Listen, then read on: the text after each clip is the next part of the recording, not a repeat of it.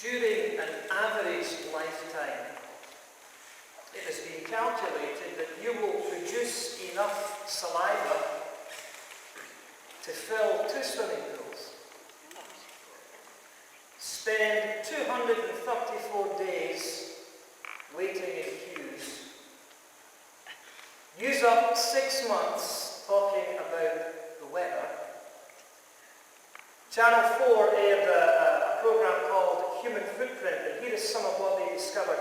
Average life expectancy is 78.5 years, or 2,475,576,000 seconds. Words spoken in a lifetime: 123,205,750. Women will speak twice as much as men. That's a fact some of us already knew somehow. Friendships, 1,700. Baths, 7,163. Dreams, 104,390. Beef and veal consumed, 4.5 cows per person. Chickens consumed, 1,201. Potatoes consumed, 2,327 kilos. 10,354 bars of chocolate. 845 tins of baked beans, leading to 35,815 litres of broken or past wind, give or take. During an average lifetime, the average person will use 656 bars of soap, 276 tubes of toothpaste, 272 cans of deodorant, 198 bottles of shampoo. During an average lifetime, an average person will partake of 10,351 pints of beer, 1,694 bottles of wine, producing 149 litres of vomit, taking 59 holiday trips. And all, as the Bible tells us, under the sun. I have God's book, the Bible, open at Ecclesiastes chapter 1. Join me there, please. Ecclesiastes chapter 1. And as we noted in our introduction last time, this phrase, under the sun, occurs, and uniquely occurs, in Ecclesiastes 29 times. Under the sun is where we live. Ecclesiastes chapter 1. Let's stand, please, in honor of the reading of God's word. Ecclesiastes 1 and verse 1. The words of the teacher, son of David, king in Jerusalem. Meaningless. Meaningless, says the teacher, utterly meaningless. Everything is meaningless. What does man gain from all his labor at which he toils under the sun? Generations come and generations go, but the earth remains forever. The sun rises and the sun sets and hurries back to where it rises. The wind blows to the south and turns to the north. Round and round it goes, ever returning on its course. All streams flow into the sea, yet the sea is never full. To the place the streams come from, there they return again. All things are wearisome, more than one can say. The eye never has enough of seeing, nor the ear is full of hearing. What has been will be again, what has been done will be done again. There is nothing new under the sun. Is there anything of which one can say, look, this is something new? It was here already long ago, it was here before our time. There is no remembrance of men of old, and even those who are yet to come will not be remembered by those who fall. I, the teacher, was king over Israel in Jerusalem. I devoted myself to study and to explore by wisdom all that is done under heaven. What a heavy burden God has laid on men. I have seen all the things that are done under the sun. All of them are meaningless, a chasing after the wind. What is twisted cannot be straightened. What is lacking cannot be counted. I thought to myself, look, I have grown and increased in wisdom more than anyone who has ruled over Jerusalem before me. I have experienced much of wisdom and knowledge. Then I applied myself to the understanding of wisdom and also of madness and folly, but I learned that this too is a chasing after the wind. For with much wisdom comes much sorrow. The more knowledge, the more grief. Amen. You may be seated.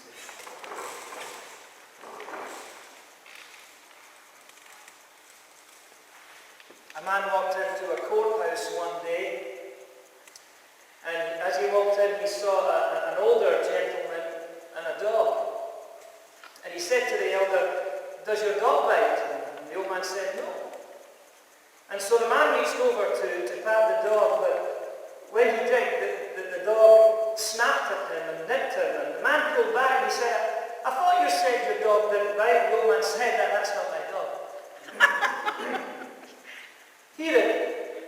Who of us can read and hear and think about Ecclesiastes chapter 1 and say, that is not my life?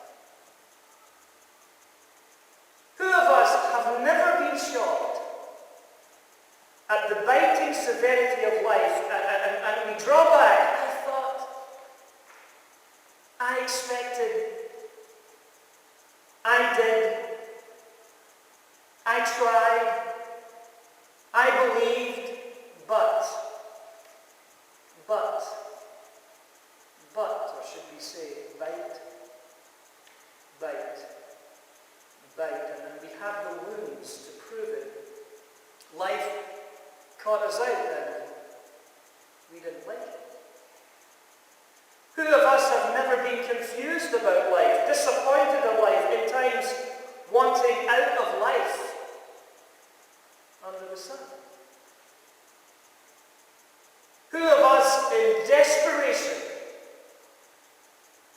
has not ever contradicted our own convictions? Who of us under the sun can truly say, that's not my life? Who of us have never felt these things, never expressed this frustration of knowing those fears? Now think about it and hear it, and please join it. God has gathered us and assembled us to hear him speak under the sun, through a life under the sun, about our lives under the sun, that we might get over it. Yes, God has gathered us, he's assembled us to hear him speak under the sun, through a life under the sun, about our lives under the sun, that we may get over it. And so getting over my life under the sun. Getting over my life under the sun. Here's the first thing, and that's the understanding of my life under the sun. How life taunts us. It's been said, and it's not me that said it, I just happen to agree with it, but it's been well said, truly said, that the Scots are a clever lot. You see, we Scots understood early that we would never conquer the world by the might of an army. We could keep the Romans out, but we couldn't get out and far by ourselves. And so we unleashed a devastatingly infectious disease through which we might indeed dominate the world. That disease, that virus that infects and addicts, is called golf. One day, in a bid to export this disease, this malady overseas in our program of world conquest, a Scotsman demonstrated the game to United States President Ulysses S. Grant. And after 4 misses, finally the Scotsman stopped and stood there puffing and panting, and as he wiped pieces of dirt from his beard, President Grant said, "There seems to be a fair amount of exercise in the game, but I fail to see the purpose of the ball." Aren't we all the same when it comes to life? Failing to see the purpose. Much to do, much to exert, but what is the purpose of it all? And that inability not only tests us and troubles us, it taunts us. Verse 2 of Ecclesiastes 1, meaningless. Meaningless, says the teacher, utterly meaningless. Everything is meaningless. Have you ever been there? Have you ever felt that? Have you ever expressed this? Meaningless. Meaningless, utterly meaningless. Everything is meaningless. The understanding of my life under the sun, how life taunts us. Would you note the expression, meaningless? Meaningless. The King James Version has it, vanity of vanities. The Hebrew word translated as meaningless or vanity, it means vapor. It means breath. It not only speaks of brevity in its existence, but lightness in its substance. Get that? Not only brevity in its existence, but lightness in its substance. You may recall what James asks over in the New Testament. We quoted it this morning, James 4 and 14. What is your life? You are a mist that appears for a little while and then vanishes, like the steam from your kettle.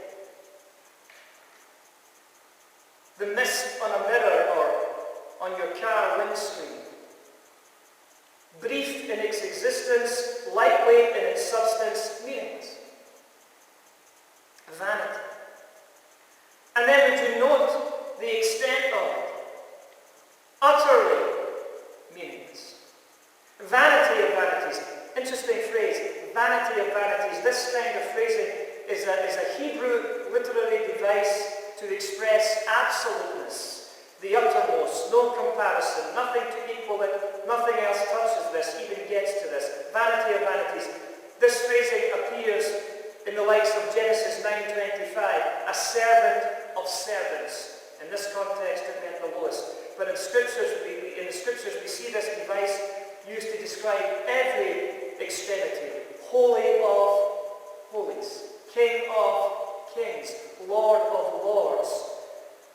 Absoluteness, the uttermost, no comparison, nothing to equal it, nothing else touches it, even gets to it. And here in Ecclesiastes 1, vanity of vanities, it doesn't get more or better or worse or lower than this.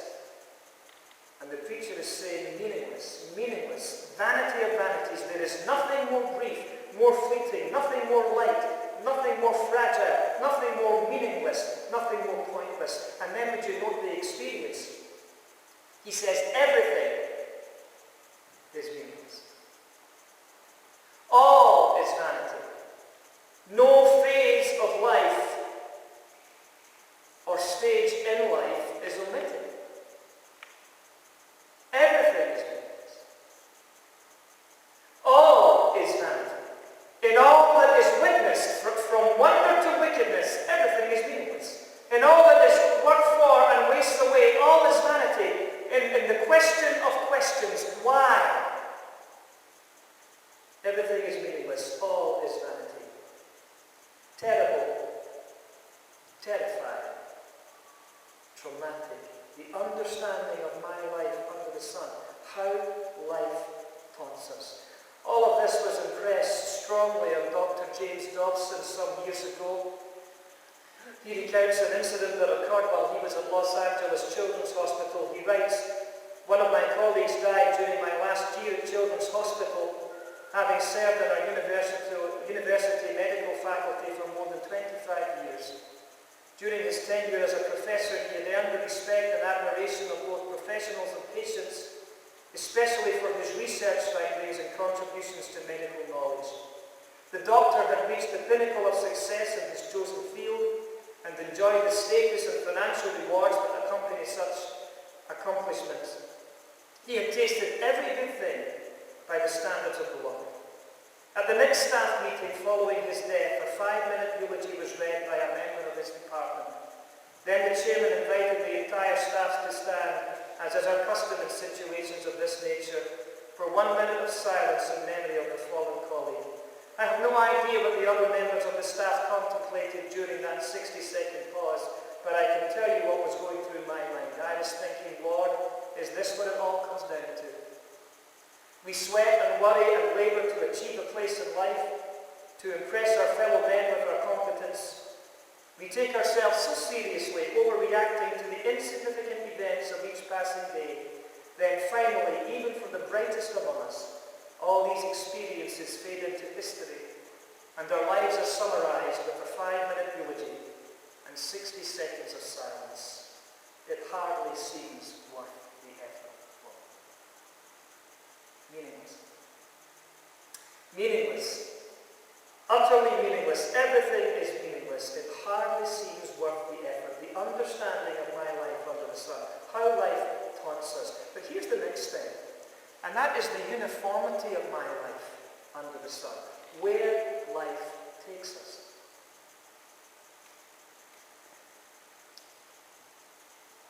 The uniformity of my life under the sun, where life takes us. And we move from meaninglessness to monotony under the sun. Oh yes. It's been suggested that the trouble with life is that it is so daily. Monotony under the sun. The uniformity of my life under the sun, where life takes us. Life ultimately deals out the same for every person. Oh yes.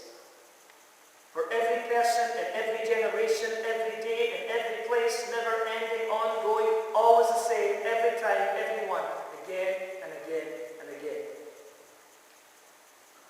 Well, let's examine. Let life take us back into history, verse 3. What does man gain from all his labour at which he toils under the sun? Generations come and generations go, but the earth remains forever. Let life take us back into history. The same beginning, the same toil, the same ending. Let life take us into nature, verse 5. The sun rises and the sun sets and hurries back to where it rises. The wind blows to the south and turns to the north. Round and round it goes, ever returning on its course. All streams flow into the sea, yet the sea is never full. To the place where the streams come from, there they return again. Let life take us into nature. We speak, don't we, of the laws of nature. The cycle of the seasons. Provable. Predictable. And then let life take us into ourselves. Verse 8. All things are wearisome, more than one can say. The eye never has enough of seeing, nor the ear its fill of hearing. Let life take us into ourselves. We have the capacity for more, the inclination of other, a hunger, a desire, an instinct. But yet most live in the monotony of mediocrity, and the cycle of life becomes the cycle of confinement, and the merry-go-round becomes the weary-go-round. Oh yes. The merry-go-round becomes the weary-go-round. Verse 9. What has been will be again. What has been done will be done again. There is nothing new under the sun. That's history for you. It's a repeat. The merry-go-round becomes the weary-go-round. Verse 10. Is there anything of which one can say, look, this is something new? It was here already long ago. It was here before our time. That's the natural world of creation. Seconds, minutes, days, months, years. A cycle. Not the merry-go-round, but the weary-go-round. Verse 11. There is no remembrance of men of old, and even those who are yet to come will not be remembered by those who follow. That's self. That's all of us. It's the common denominator of every day. Coming, going, coming, going, coming, going. Not the merry-go-round, but the weary-go-round. And such is the certain monotony of us that we travel towards it with eyes wide open, because one day we know it will be us. And isn't that the terror that truly takes our breath away? How a person who is so present and so full of life can be gone in a moment, in an instant.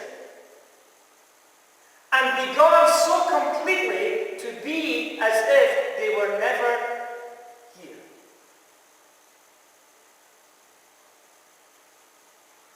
I don't know about you, but old photographs fascinate me. One of my favourite books at home, Helen bought me years ago, this is a hint that needs needs an update. It was Chronicles of the 20th century, going up to about 96 or something like that. Really, you see those big books, big Chronicles books. Fascinating. That kind of thing. Old newsreel footage of the late 19th and the early 20th century. You've seen it, families or soldiers or street parades or shipbuilders or football fans, countless thousands. And they've all gone. They've all passed. Whole generations. Family dynasties. Empires and kingdoms. They have all passed God. And we too are on the same road, following the same pattern, facing the same outcome. Folks, even the best pass. The greatest foundations of achievement fade and crumble and are removed and replaced by others. The uniformity of my life under the sun, where life takes us. I've often shared this, but I just think it's so precious and priceless, the insights of a mother as she dried her 7-year-old daughter's hair following a Saturday night bath. Listen to what is called Gifts from a Hairdryer. Comb and dry, comb and dry. Soon I won't be able to do this anymore, you say to yourself. Knowing that the little straight bob must inevitably yield to grown-up waves and ugly curlers. What will she be like at 14? Where will her hair be blowing then? And 16 and 18. You suppose boys will love to watch her hair blow as you do now. And some of them will feel it on their faces, and one of them will marry her. And her hair will be perfect under the veil, and there will be her hair spread out on his pillow. Oh, you hate him a little, a lot, and wonder where he is at this moment and whether he'll be good to her. They will grow old together. The gold brown hair will be grey, and you will be gone. And then she will be gone, this very hair that now your fingers smooth.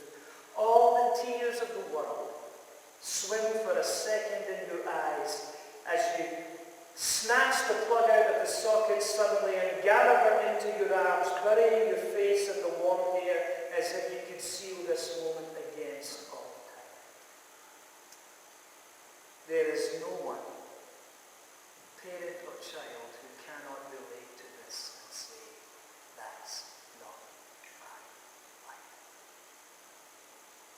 Such is the uniformity of my life under the sun, where life takes us. But then would you notice what I would call the university of my life under the sun? What life teaches us. What life teaches us. Now you remember what we noted last time. We live in a world of clever idiots, of educated fools. Nina and Carl probably know this as well, I'm sure, that in the United States, a second-year university student is called a sophomore, is that right?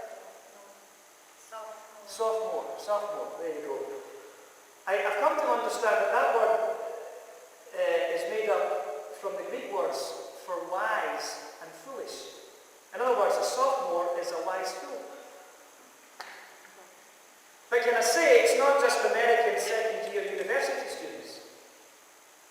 We live in a world of clever idiots. Educated fools. Even having never been to study at a university, but wise fools nonetheless. The university of my life under the sun, what life teaches us? Well, what does life under the sun teach us? Well, here's the first thing. It teaches us that we are not in control and we can't really cope. How true. God has wisely designed the human body so that we can neither pat our own back or kick ourselves too easily. We're not in control and we can't really cope. Verse 12. I, the teacher, was king over Israel in Jerusalem. I devoted myself to study and to explore by wisdom all that is done under heaven. What a heavy burden God has laid on me. I have seen all the things that are done under the sun. All of them are meaningless, a chasing after the wind. What is twisted cannot be straightened. What is lacking cannot be counted. You see, folks, there's some things we can't fix. Some things we can't change. Some things we can't stop. Some things we just don't know. does life under the sun teach us? We're not very clever. Verse 16. I thought to myself, look, I have grown and increased in wisdom more than anyone who has ruled over Jerusalem before me. I have experienced much of wisdom and knowledge. I thought to myself, that's very dangerous. Not to think, but just to think to yourself. I thought to myself, very, very dangerous. Because we're not very clever. For example, we pay almost universal homage to an acceptance of a man whose theory we present as fact, namely Charles Darwin and his theory of evolution, his learning, his teaching under the sun. Can I quote to you from Charles Darwin himself? He said this, "The horrid doubt always arises whether the convictions of man's mind, which has developed from the mind of the lower animals, are of any value or at all trustworthy.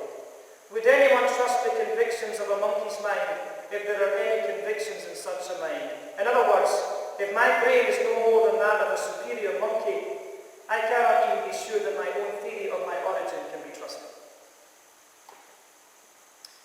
I thought to myself, we're not very clever. Verse 17. Then I applied myself to the understanding of wisdom and also of madness and folly.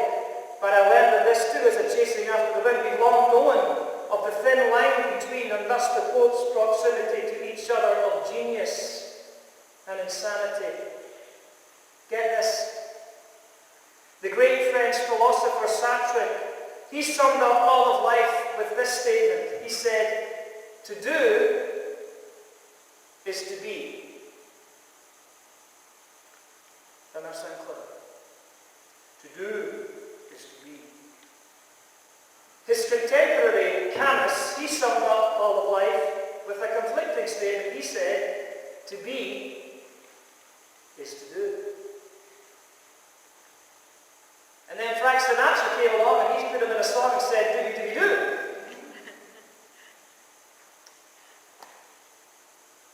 We're not very clever. Malcolm Muggery's wrote, "Education, the great mumbo-jumbo and fraud of the ages, purports to equip us to live and is prescribed as a universal remedy for everything from juvenile delinquency to premature senility. For the most part it serves to enlarge stupidity, inflate conceit, enhance credulity, and put those subjected to it at the mercy of brainwashers with printing presses, radio and television at their disposal." And if he was living today, he'd probably have the internet. We're not very clever. The best we can come up with is do. And then we're not very good. Verse 18, "For with much wisdom comes much sorrow. The more knowledge, the more grief." We're not very good. How true? The more knowledge one gains, the more gaps he discovers in what he knows, and the less satisfied he is with his development. Think about that. The more knowledge one gains, the more gaps he discovers in what he knows, and the less satisfied he is with his development. For with much wisdom comes much sorrow. The more knowledge, the more grief. We're not very good. Jack took a long look at his speedometer before slowing down. 73 miles per hour in a 55 zone. It was the fourth time in as many months. How could this one guy get caught so often? When his car had slowed down to 10 miles an hour, he pulled over, but he only pulled over partially. He thought to himself, let the policeman worry about the potential traffic hazard. Maybe some other car will tweak his backside with a mirror. But the policeman was stepping out of the car with his big pad in his hand. And it was Bob. Bob from church. Jack sank further into his trench coat. This was worse than the coming ticket. A policeman catching a fellow from his own church. A fellow who happened to be a little eager to get home after a long day at the office. The fellow he was about to play golf with tomorrow. Jumping out of the car, he approached the man he saw every Sunday, a man he'd never seen in uniform. He said, "Hi, Bob. Fancy meeting you like this." But without a smile, the policeman said, "Hello, Jack." Jack said, "Yes, you caught me red-handed. I was in a rush to see my wife and children." Bob seemed uncertain. He said, "Yeah, I guess so." Jack thought that was good. He said, "I've seen some long days at the office lately. I'm afraid I bent the rules a bit just this once," as he towed a pebble with his foot on the pavement. "Diane said something about roast beef and potatoes tonight. You know what I mean." "I know what you mean. I also know that you have a reputation down at the police station." Oh, this was not going in the right direction, Jack, so he decided to change tactics. "What did you clock me at?" 70. "Would you sit in your car, please?" Now wait a minute here, Bob. I checked as soon as I saw you. I was barely nudging 65. You see, the lies seemed easier with every ticket. "Please, Jack, in the car." Flustered, Jack hunched himself through the still open door. He slammed it shut. He stared at the dashboard. He was in no rush to open the window. The minutes ticked by. Bob scribbled away on the pad. Why hadn't he asked for his driver's license? Whatever the reason, it would be a month of Sundays before Jack ever sat next to this policeman again. A tap at the door jerked his head, and there was Bob, folded paper in hand, and Jack rolled down the window a mere 2 inches, just enough room for Bob to pass him the slip. "Thanks." Jack could not quite keep the sneer out of his voice. Bob returned to his police car without a word. Jack watched his retreat in the mirror. He unfolded the sheet of paper. How much was this going to cost? But wait a minute, what was this? Was this a joke? It certainly wasn't a ticket. It was a note. And Jack began to read. He began to read what Bob wrote. "Dear Jack, once upon a time I had a daughter. She was 6 when killed by a car, you guessed it, a speedy driver. A fine and 3 months in jail, and the man was free to hug his daughters, all 3 of them. I only had one, and I'm going to have to wait until heaven before I can ever hug her again. 1,000 times I tried to forgive that man. 1,000 times I thought I had. Maybe I did, but I need to do it again, even now. Pray for me, and be careful, Jack. My son is all I have left." Signed, Bob. Jack turned around in time to see Bob's car pull away and head down the road, and he watched until it disappeared. A full 15 minutes later, he too pulled away and drove slowly home, praying for forgiveness and hugging a surprised wife and children when he arrived. Life is precious, isn't it? We need to handle it with care. Why do I tell this story at this point? We're not very good. Not just being back. The more knowledge one gains, the more gaps he discovers in what he knows, and the less satisfied he is with his development. Not very good. The university of my life under the sun. What life teaches us. We're not in control as we think. We're not as clever as we think. We're not as good as we think. We are not one of us. We are not the exception we suppose. We are all often mad and mistaken. For all our theories and knowledge and experience, there are still too many gaps, for with much wisdom and much sorrow. For with much wisdom comes much sorrow, the more knowledge, the more grief. T.S. Eliot wrote, "The endless cycle of idea and action, endless invention, endless experiment, brings knowledge of motion, but not of stillness. Knowledge of speech, but not of silence. Knowledge of words, but not of the word. All our knowledge brings us nearer to our ignorance. All our ignorance brings us nearer to death, but nearness to death, no nearer to God. Where is the life we have lost in living? Where is the wisdom we have lost in knowledge? Where is the knowledge we have lost in information? The cycles of heaven in 20 centuries bring us farther from God and nearer to the dust. My life on this."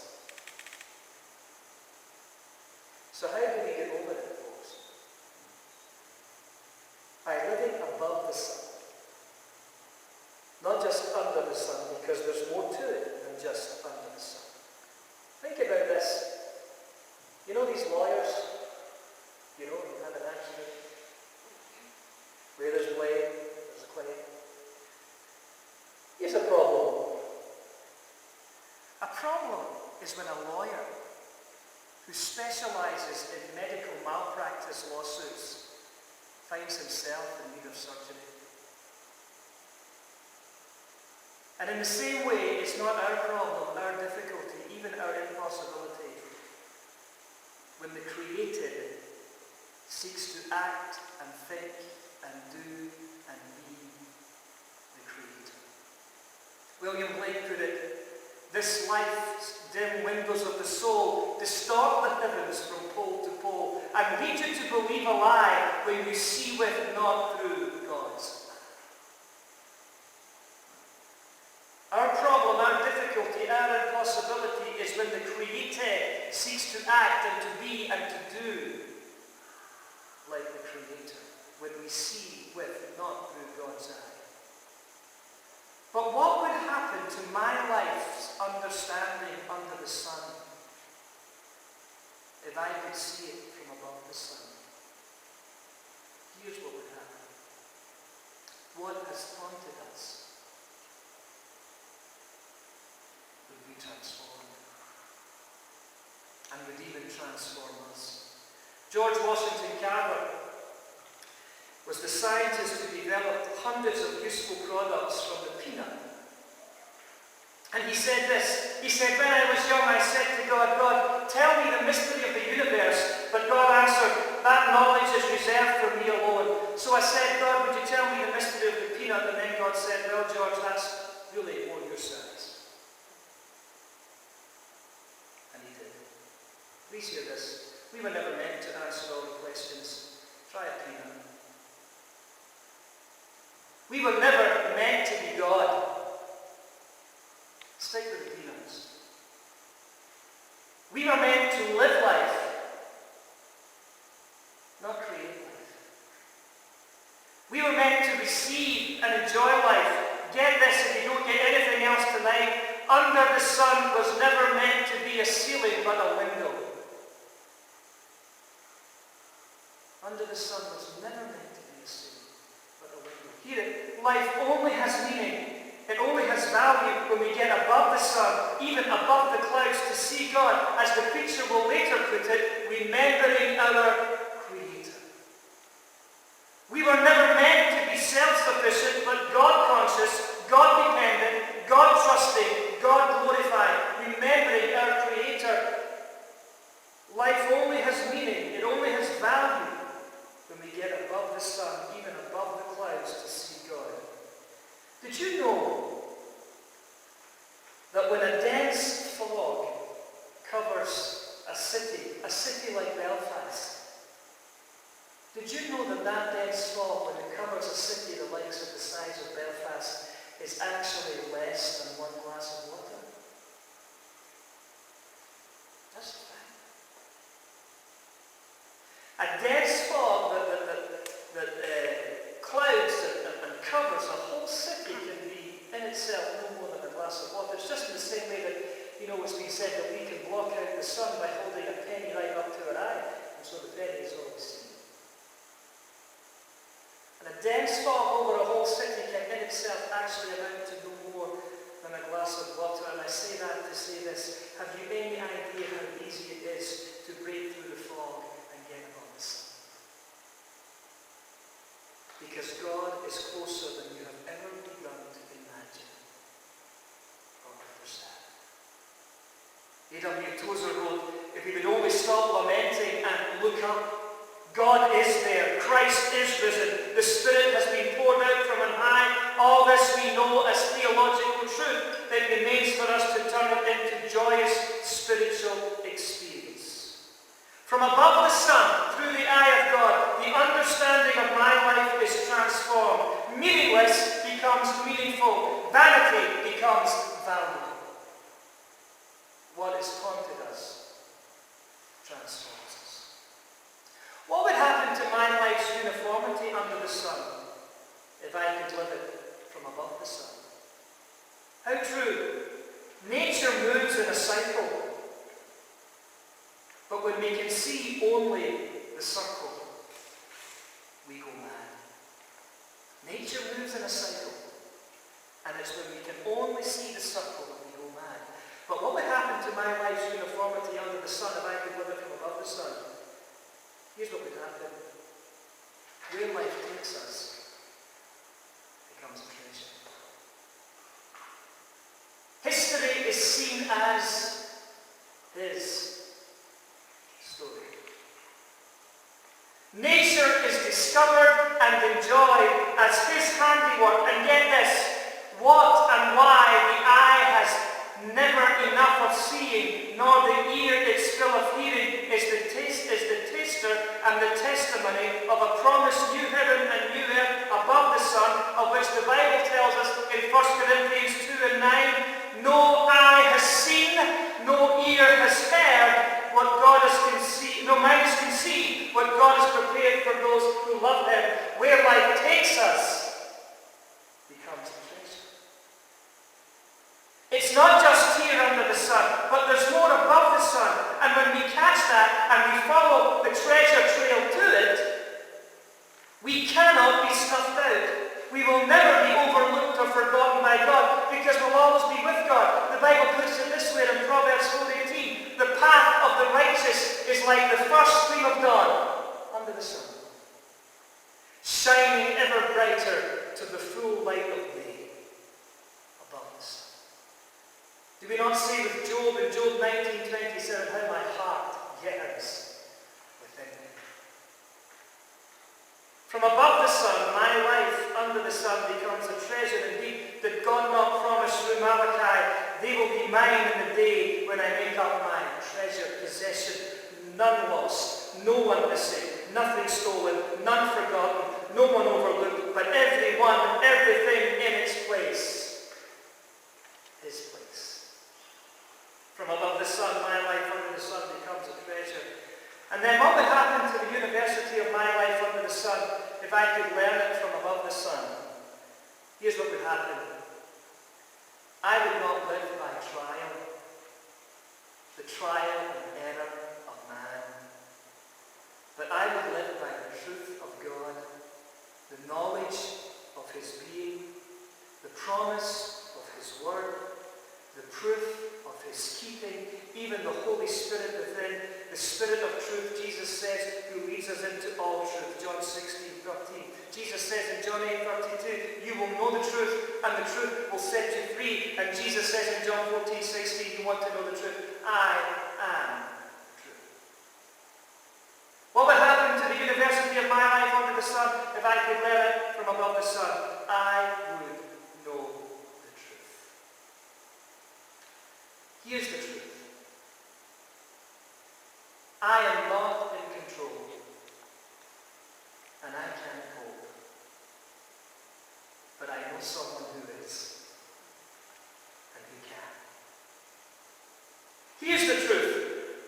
I am not very clever, but I know someone who is. The source of all truth. The embodiment of all wisdom himself. And here's the truth. I'm not very good, but I know someone who is. And he can be trusted, and he can make good out of the likes of me. Thanks be to God. That's the truth. The truth. The truth. Life is not a shot in the dark,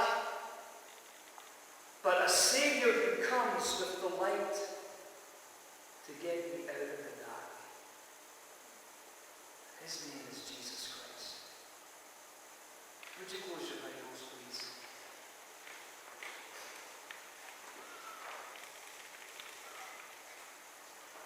9-year-old Charlie was asked to say the blessing for the Thanksgiving meal. Charlie was always the polite one of the boys. Billy was the mischievous one. It's a bit like that in our home. Leave you to work out which is which. Charlie began his prayer of thanksgiving to God by thanking God for his family and his friends, naming them one by one. Then he began to pray for the food. He called every item by name. The green beans, the mashed potatoes, the coleslaw, the corn, bread pudding, applesauce, dinner rolls, pecan pie, and the chocolate cake. And then he began to pray about the turkey. He prayed, that turkey looks so juicy and good. Thank you, Mum, for preparing it. Thanks for the car that brought the turkey home from the grocery store, and for the man at the market that bagged the groceries and put them in the car. And thanks for the meat department worker that put the turkey on the shelf, and for the worker who took the turkey off the truck, and the driver of the truck who brought the turkey from the meat packaging company, for the ones who cleaned the bird and wrapped it up, for the farmer who raised the turkey. Charlie paused and he said to himself, "Have I left anyone out?" By now the whole family was wondering when his prayer would end, and they were hungry and ready to eat. But just then Billy, Charlie